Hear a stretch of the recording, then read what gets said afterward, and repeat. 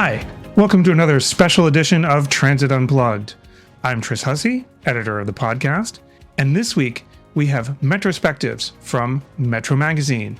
Metro Magazine executive editor Alex Roman interviews Paul and frequent Transit Unplugged guest Davey Kim about some of the hottest issues going on in transit right now, like funding and just how are we going to wean ourselves off the gas tax as people stop using gas. So stay tuned for this whole episode. Hope you enjoy it. Hi, I'm Alex Roman, executive editor for Metro Magazine, and welcome back to METROspectives. Today, my guests are transit evangelist Paul Comfort and WSP USA's Davey Kim. Today, the guys join me to discuss Paul's new book, The New Future of Public Transportation, as well as Davey's chapter on the future of public transit funding. This is a great talk. Both of these guys got a ton of experience. Hope you enjoy it. Thanks for tuning in.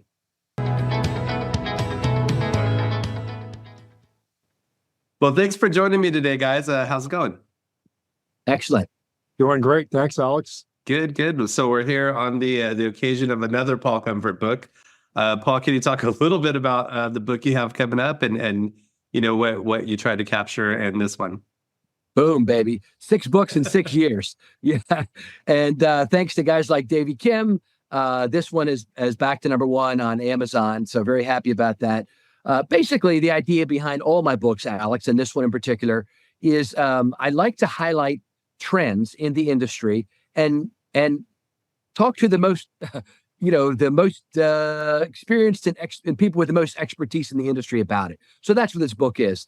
I'd written a book called The Future of Public Transportation that was published, if people will remember back, it was published in March of 2020, the month that the pandemic hit the country. And so much has changed since then for public transportation that SAE, the publisher, Society of Automotive Engineers, reached out to me about 9 months ago and said, Paul, we loved your first book. We'd like to publish one for you now on what the new topics are. I mean, 5 years ago, you didn't hear about every month a transit system having a cyber attack where they were hacked and had to have, with ransomware and that kind of stuff. 5 years ago, you weren't even thinking about how AI was going to impact public transportation. 5 years ago, we weren't thinking about new ways to fund public transportation, such as Davey's going to talk about today. There's so many new things that have happened. So that's what the book is.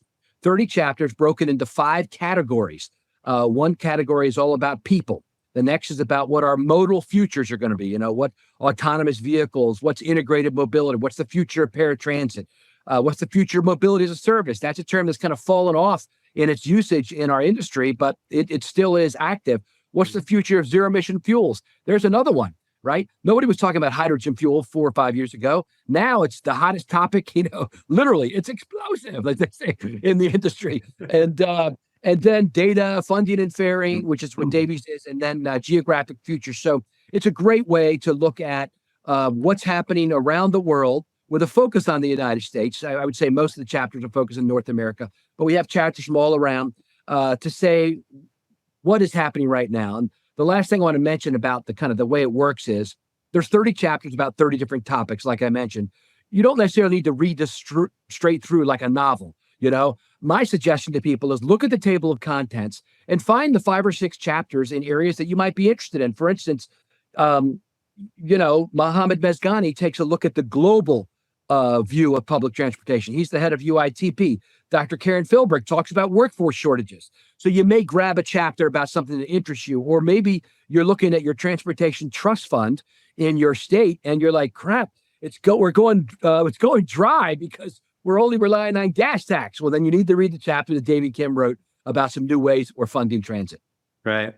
And I think both of you have been in the transit public transportation industry for quite some time. And you mentioned, a lot has changed in 5 years, 4 or 5 years. Can you talk a little bit, both of you, maybe Davey could start with how much transit has changed in 5 years and what are some of the reasons? Because we're used to kind of slow going with people not really quick to, grasp onto technology and really take leaps. What's changed and what do you think are some of the reasons for that? Well, I guess the first and most obvious one would be something along the lines of ridership changes due to the pandemic, due to work from home, teleworking, flexible work schedules. And so transit agencies are having to completely redesign their service models and operations and rely less on the traditional morning and PM commute and offer service at different times of the day and on weekends, and really try to make it more of a, not so much of a commuter system, but a system that can meet the needs of everybody. And so we're seeing those changes in a way that did not exist prior to the pandemic. There are so many changes, but clearly this is a different transit space than what it was 5 years ago. And just really quickly on Paul's book, I can't wait to read all of these chapters, 30 of them. Well, 29. I don't need to read my own chapter. But 29 chapters. Remember what you wrote.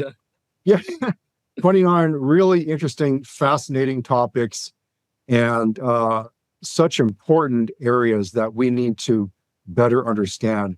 I'm especially interested in reading about the role of AI in transit operations and service, high-speed rail, bus rapid transit, zero-emission bus, workforce development challenges.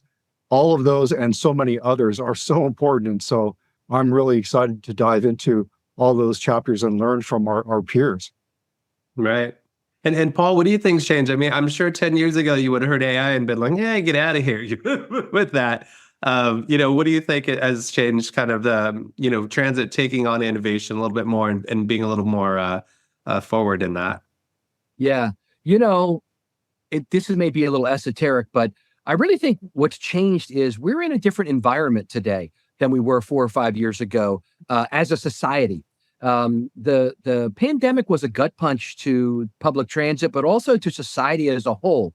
So we've seen all kinds of societal problems spill over into public transportation in a way they haven't before, such as crime and people experiencing homelessness, that now have become issues that public transit leaders are grappling with and trying to figure out what's the best way to approach this. I want to be, humane, but we also we also have to run we have to make the buses run on time, as they say, or the trains run on time.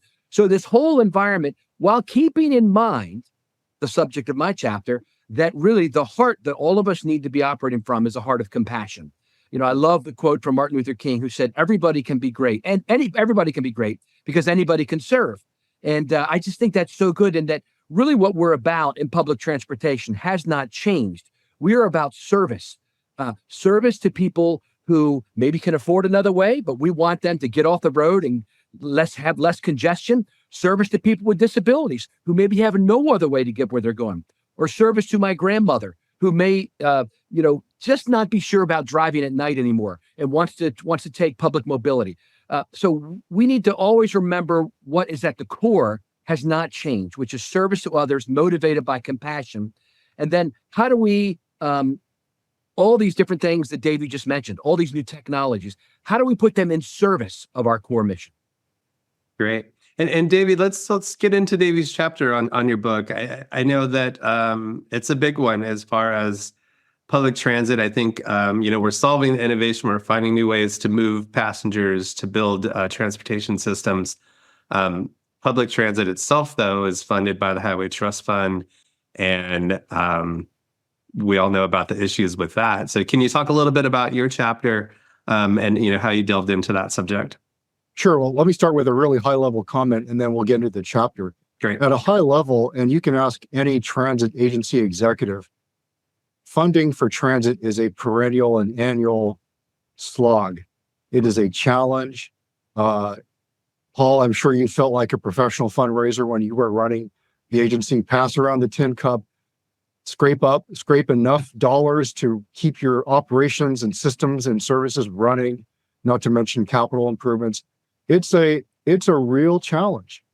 And quite frankly, and I'm going to be candid here, transit is oftentimes seen by many policymakers as a stepchild or second-class citizen relative to other modes of transportation, highways and roads in particular.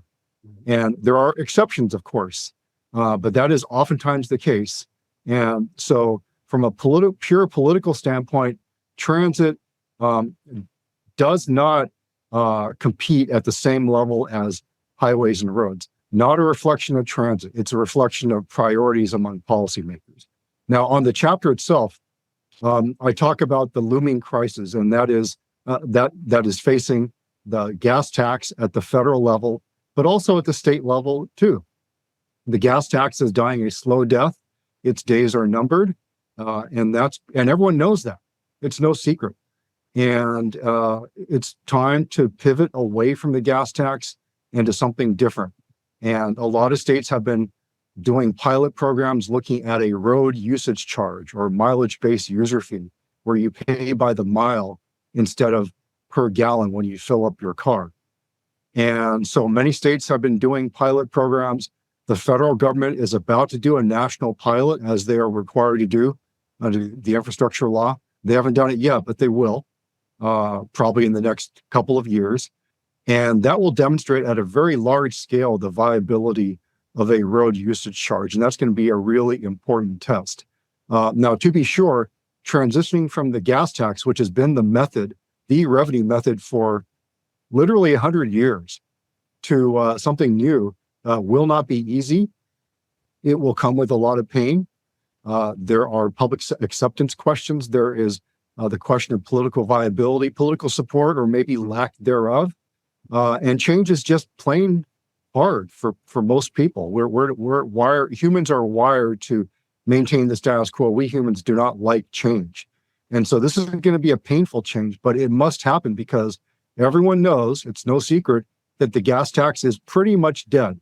Every year, gas tax revenues go down and down and down, and that's no way to run a transportation system, whether you're on the highway or roadside or transit side or anywhere else. So what I say in the book is that if you care about the future of transit funding, you better keep a close eye on the federal gas tax and what's going to happen and what will eventually replace it, because the Highway Trust Fund has been an important source of funding for highways and transit, and that's going to be a big test in the years to come.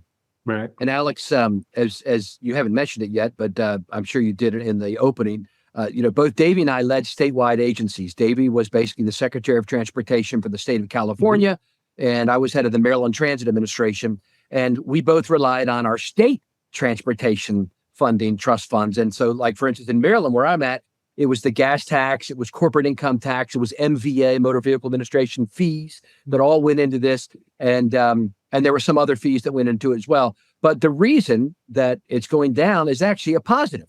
The positive is that cars are getting better and better mileage.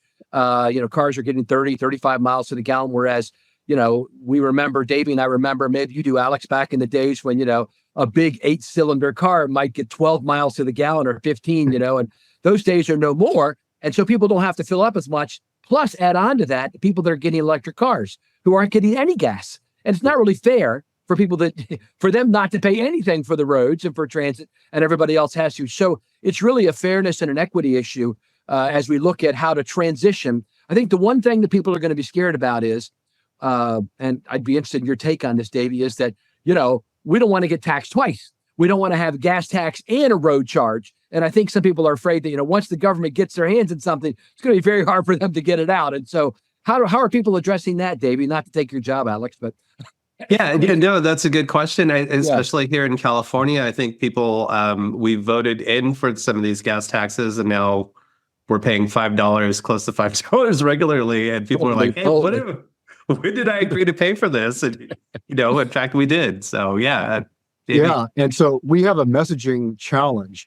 And here's a funny anecdote. When I was transportation secretary in California, there was a legislative hearing on transportation funding.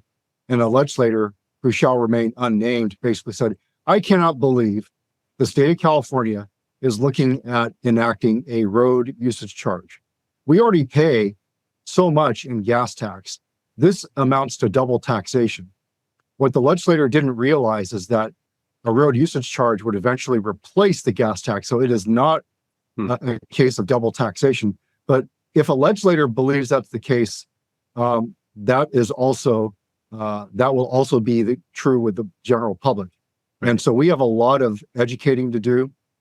The messaging is very complicated, especially when you layer on top of that congestion pricing, toll roads, and all of those things. Pricing in general is very complicated. Bridge tolls.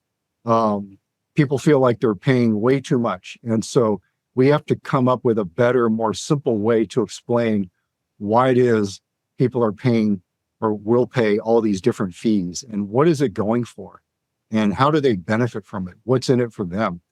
So that's our collective messaging challenge, how to make it easier to digest and understand. Right. And I'm curious because, we've talked about with Metro, we've talked about this quite a bit over the years, talked to Jeff Booth about the Highway Trust Fund and just that there's no solutions. But there's also been a reticence by politicians to raise the gas tax or to make any kind of changes to that. What's the climate in Capitol Hill and in state houses to actually take on some of these ideas and move forward to find a solution?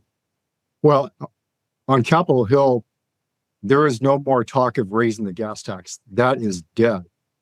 There were efforts in recent years, I would say the past 10 or 20 years, to increase the gas tax.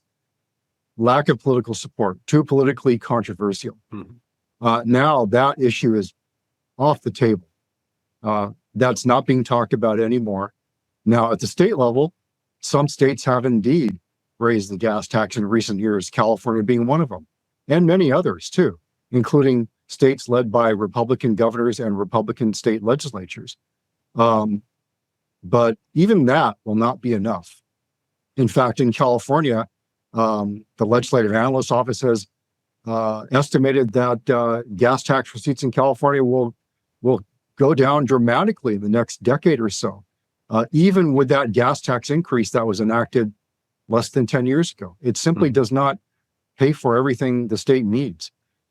So you've got that at the state level. At the federal level, there is no more talk of trying to increase the gas tax. It's politically a non-starter and it's dead. And everyone understands it does not have a future, and it's time to move away from the gas tax and to try a different revenue mechanism.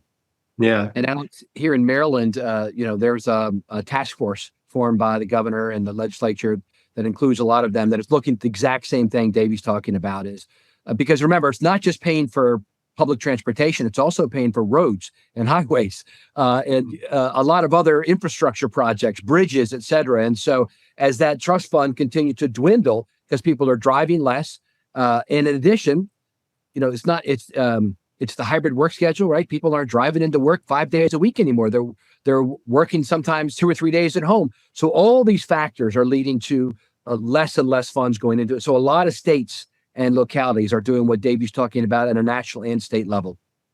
Yeah. And I guess I'm just curious that the politicians' willingness to move forward with solutions. I mean, this is really, it could be a hot button issue in getting voted in or out. So I'm just curious on where we are progressively or not in kind of adapting these changes and seeing that, something really does have to change. Well, I think there's a greater awareness at the state level among state legislatures and governors to tackle this and to recognize and acknowledge publicly that we have a problem. Our transportation revenues are dwindling. We better do something about it and identify alternatives. And so the task force Paul mentioned in Maryland is also happening in other places around the country. And that's why you're seeing more and more states experimenting with road usage charge demonstration programs, pilot programs. And so we're seeing a greater willingness on the part of states, even red states, to doing this. And so all of those state experiments will feed into ultimately the national pilot that US DOT will take on in the years ahead. And so it's pretty exciting to see what states are doing and their willingness to tackle this head on because they recognize there's a problem and they should not ignore it. They have to get ahead of the curve, acknowledge the problem, and come up with some potential solutions. Yeah. What kind of time frame are we talking about as far as federally and needing to get something done? And when do you think that we can probably see something actually come to fruition? That's a great question. And I don't know that anyone really has the answer. Let's start with this national pilot. That will be a really important test of scalability, where every state will be expected to include participants on a voluntary basis.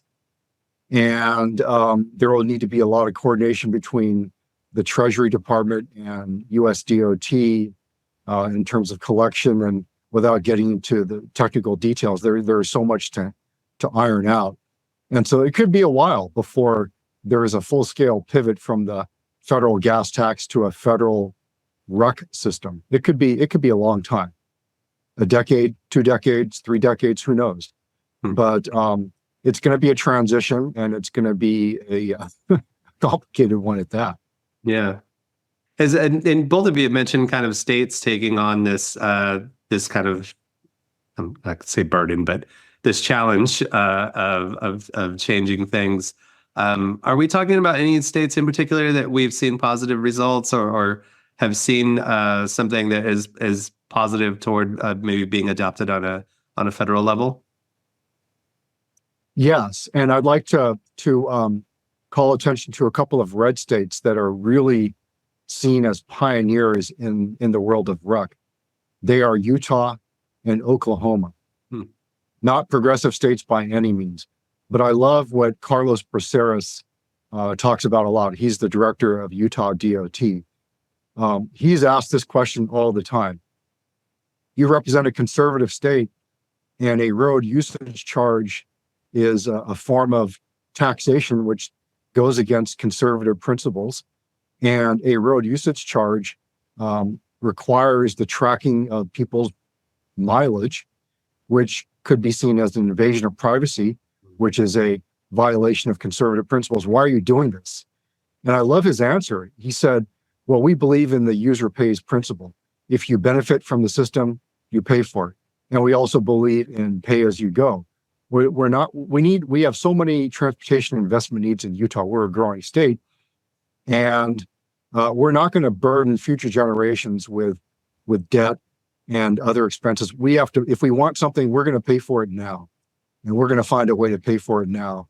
That's a conservative principle, and that's why we're doing it. I love that answer. Yeah. Because it shows that no matter what kind of state you are, politically speaking, conservative, liberal, moderate, there's a rationale for doing this system. It's not about double taxation. It's not about socking people with additional fees. It's about paying for what's needed in order to keep up with needs now and into the future. And Oklahoma is doing the same thing. And Oklahoma has a really interesting situation where they have a huge network of toll roads. And so Oklahoma DOT very much believes that because they have a long-standing history when it comes to toll roads, their citizens are a little more open to the idea of road usage charge because they've been paying for the privilege of using toll roads for so long. So it's not so much of a foreign concept to them. They sort of understand it. And so they're getting their arms around the idea of road usage charge in addition to toll roads. And again, another conservative state willing to really lead the way when it comes to pricing systems. Yeah. It seems that there's going to be some kind of a chasm in between finding a solution and implementing that solution. So Paul, I mean, from an industry perspective, what can public transit do to kind of keep funding going? And is there a kind of is there a possibility that the current funding that we experienced through the Biden administration can carry on, at a bipartisan level, whether we get a new president this year or not? Sure. So I'll unpack that a little bit. Answer the last part first. The answer is no. Do not expect any more extraordinary federal funding for operating dollars coming out of Washington. Would you agree with me, Davey? Absolutely. Yes. Look at what Randy has to do at WMATA, Washington Metro, right? Randy Clark, where he has to go around because there's no dedicated funding source. There's no, millage on sales tax or property tax in the Washington, D.C. area. So he's got to go every year, hat in hand, as Davey said, to the Maryland legislature, to the Virginia legislature, to the D.C. City Council, and the federal government. This 4-part funding source. I mean, he spends his time basically, I don't want to say a professional fundraiser because he's doing a lot more than that. He's leading one of the most dramatic recoveries from COVID of any major transit system in the country. but he's having to spend way too much time on trying to, get these folks to pony up money every year out of their general fund. So the fiscal cliff is here. The fiscal cliff is real. We have been subsidized with operating dollars from Washington at a very high level for the last 3 years, which we're very thankful for. But now we have to come off an off-ramp onto that. And the things that Davey's talking about are just one of many solutions that transit agencies and governments are looking at is how can I continue to operate, keep the fares low enough so that everyone can afford it, right? Commuter trains, commuter services in past have had 50, 60% fare box recovery, but their ridership is down dramatically too. And so it's a real issue. And then you combine it up with the issues we're having with our OEMs, the equipment manufacturers, where a year ago we had 5 bus manufacturers. Now we're down to 2 or 3, depending on if you count the third one as full operational. And we are in a storm in public transit. And what we need is strong, consistent leadership, visionary leadership to help us kind of navigate what comes next. And that's what this book is about. It's chapters from 30 of the world's top leaders helping us to navigate things like road usage charging and and some of the concepts are so new that people may not have even heard of them before. So it's an opportunity for them to get acclimated to these new ideas and get some understanding about them. And where's kind of the new thought leadership coming from, you Phil? I mean, are they being raised in today's kind of transit environment, or you think they may come from a different kind of area? I mean, where's kind of the new thought leaders you think coming from to help kind of solve these issues? What do you think, Davey? Then I'll answer. Oh boy, that's a tough one. And Paul, I feel like you have a much better handle on that. So why don't you go ahead? All right, I'll do it. I didn't want to just be the one talking. So it's funny, I just interviewed Andy Lord, right? The executive who's the Transport for London commissioner. He's head of really the Western world's largest transit system. He spent 20 years at British Airways, 25 years, something like that, and brought so many interesting, transferable leadership skills, et cetera, to our industry. I think that, APTA and ENO and CTAA and so many groups have young leader programs where they're training up young leaders in the industry. One of the things that I find that is true, especially with young people in their 20s and 30s, and I have children that age, is that they are passionate about things and they want a job which isn't just about a paycheck. They want a job that intersects with their interests and their passions. And so many of them are focused on, a cleaner, better environment, a better, brighter tomorrow for everyone. And public transit has the solution to so many of those areas. And so I think that people that are passionate for our industry are streaming in from all sorts of areas, whether it's in, the parking, they came out of the parking world, come out of the aviation world, come out of transit, come out of some other industry. Maybe it's tech, high tech. There's a lot of people that, because so much of our industry is tech driven, and I work for a tech company. So it's all those areas. But I think most of the young people that are coming in are not doing it for a paycheck. They're doing it for a better future. They want their job to actually contribute to the world's betterment. And I can't think of a better place for them to put their efforts than in the world of public transit. Right. Yeah, and I'll echo Paul's comment. I have the great privilege of working with a lot of 20 and 30 somethings, both in my own company and externally. And they bring so much energy and passion. And I am very hopeful for the future because they will be tomorrow's transit CEOs. They'll be tomorrow's version of Randy Clark and others. And the dedication they bring, the new ideas, innovative thinking, focus on customer service, ease of use. That's where some of the great ideas are coming from and will come from. And so I feel hopeful about the future. And I think the future of transit is in good hands, especially when we look at today's emerging leaders in their 20s and 30s who will go on to positions of top leadership in the years to come. Right. Well, great. Thanks for taking the time, guys. Paul, how can people get this book? Well, thanks. The book is available on Amazon. It's available at Barnes and Noble. It's available at sae.com, which is the publisher. You can just Google it and look it up. And we're going to be doing a series of events, Alex, like we always do, around the world. Doing a book launch, international book launch next month in Vienna, Austria. We'll be at the APTA event in Anaheim. Hopefully Davey will be there with me and a bunch of other folks, and we'll be signing the book, giving away copies of it there. Vauntus has already stepped up and said they'll do that. So lots of great ways to interact with the authors. And we're interested in more ideas. And so we appreciate the opportunity to be on your show, Alex, to kind of spread what I call the gospel of transit. It really is, as we mentioned earlier, it really is, I don't want to use the word silver bullet, but I can't think of any other term. It's kind of like an anachronism from an older era. But it really does solve so many of society's issues. And it is being buffeted right now, like I said, by so many areas. But coming out of this, we're coming out of it Phoenix-like with all kinds of great ideas that these top leaders in this book talk about. So thank you for the opportunity to share a light on some of these best practices so that we can improve our society. No, I appreciate your guys' time. Thanks for the conversation.